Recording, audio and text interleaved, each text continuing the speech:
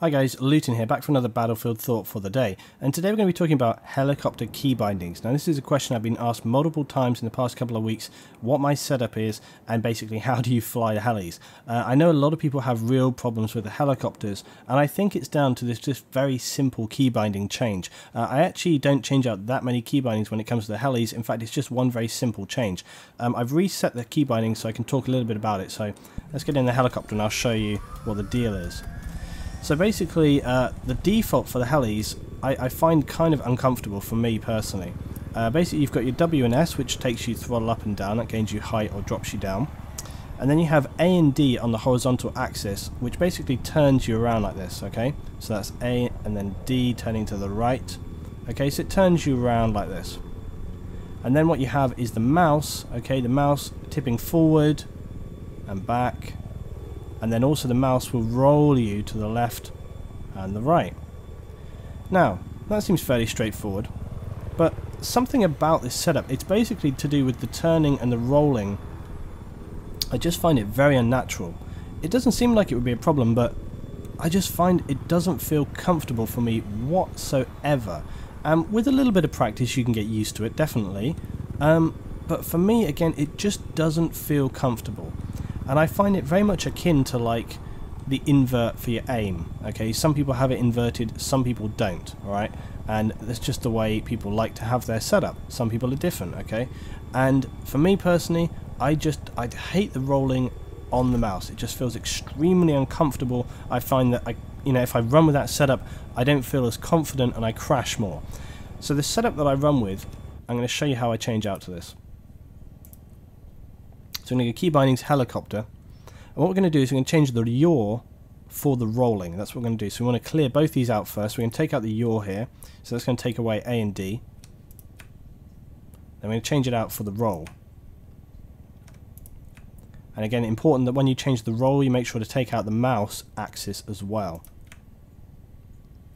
And then we're going to set the mouse axis to the yaw because we want to change that up for that. So we're going to click in this box here. And then we're going to move the mouse to the right. And there we go. It will auto set the left because they're kind of bound together. And then the roll, okay, we're going to set this just to the keyboard. Roll right, that's going to be D. Roll left is going to be A. And that's it. So we just changed literally the yaw for the rolling. And then we get back into the game and we're good to go. Something about this setup just feels naturally way more comfortable to me. I find that I can fly better, I feel more confident, it's easier, it makes more sense in my mind about how you control the vehicle. And it's really down to personal preference, which is another reason why, along with weapon loadouts, another sort of criticism for me, when people want to know about specific key bindings. Now, key bindings is great because, you can try it out. If somebody suggests a key binding to you and they say, oh, I run it with like this, or I do this, and you go, okay, I'll try that out. You try it out, if it feels good to you, then great. If it doesn't, well, you don't have to use it, you can go back to whatever you had before. So it's just different options, and key bindings are really a very personal thing for people. And for me personally, I just find that this makes so much more sense.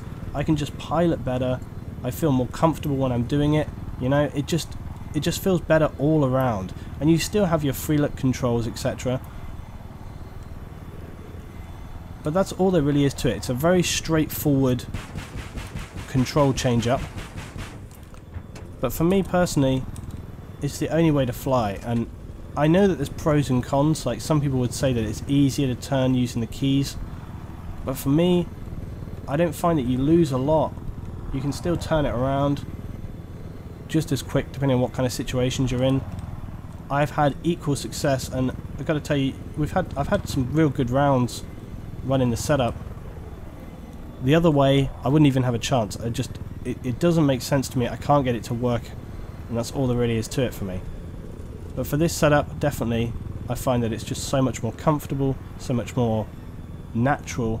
It makes sense in my head when I'm piloting around, and you can see that you can navigate around very easy, straight through the buildings, etc., low or high.